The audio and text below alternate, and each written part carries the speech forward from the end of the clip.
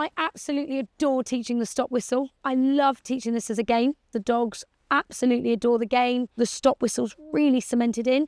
Then we can start pairing it with other behaviours. But I think it needs its own nod, its own particular training and its own game. Stage 1, first and foremost, we need to introduce the visual cue to the whistle. So we start by just throwing pieces of food. We turn it into a game. So the dogs don't hear any visual cues, any visual words. We go completely silent and we just throw a piece of food out to them. Throw a piece of food out.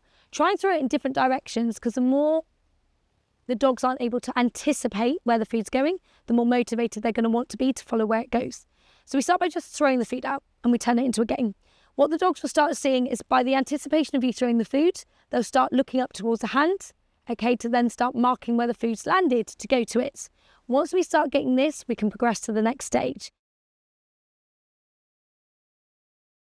So before we then throw the next piece of food out, we introduce the sit cue.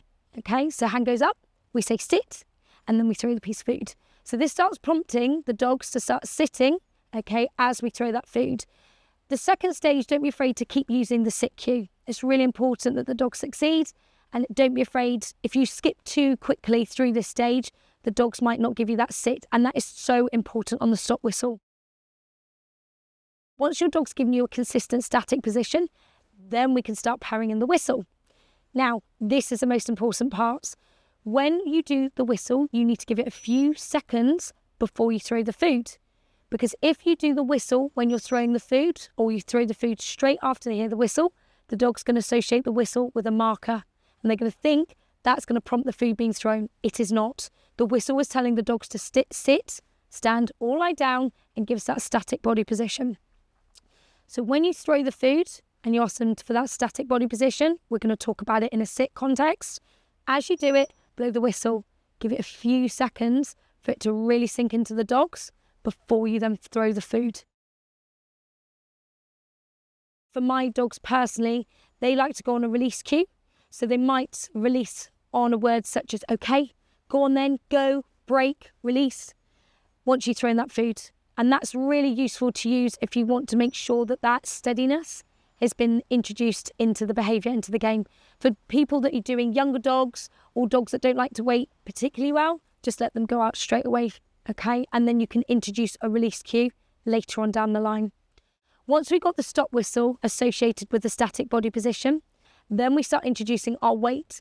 This is a really good exercise to do if you want to actually teach your dogs to do a wait, because they know that they're not going to move until that food's thrown. So you'll see me in the video doing the hand up, asking for the static sit or static body position, blowing the whistle.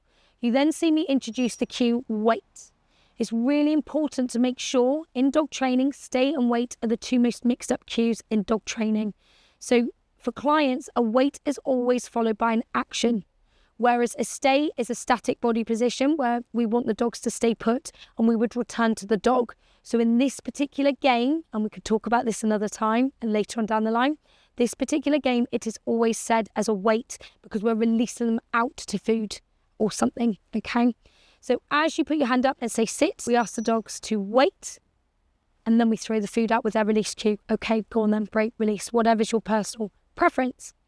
Eventually, if you want to then evolve the behaviour and raise the criteria, you would start introducing fading out the wait cue to see if the dogs start listening to the release. And that's really when we start getting the behaviour to its nice polished end result, because what the dogs should be doing is stopping in their tracks and waiting for you to then release them out, recall them in, or going over to them before they actually move.